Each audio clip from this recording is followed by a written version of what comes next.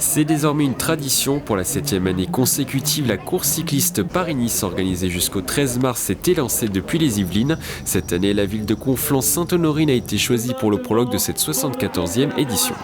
On est ravis d'être là avec un circuit de contre-la-montre qui va être sportivement probant. Le premier kilomètre, je l'ai dit, le long de la Seine, et puis la Sente des Laveuses qu'il faudra escalader. Alors ce ne sera certainement pas insurmontable pour les coureurs de Paris-Nice, mais ça peut créer quelques différences.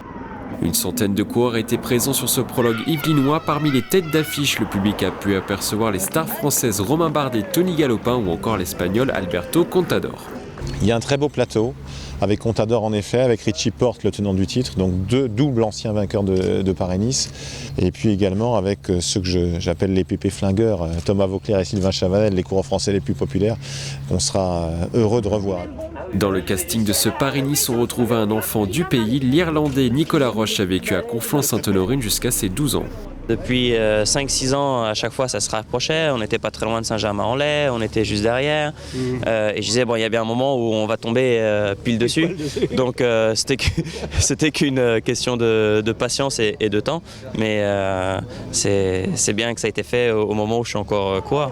L'Australien Michael Matthews a remporté ce prologue de 6,1 km en devançant le Hollandais Tom Dumoulin d'une petite seconde.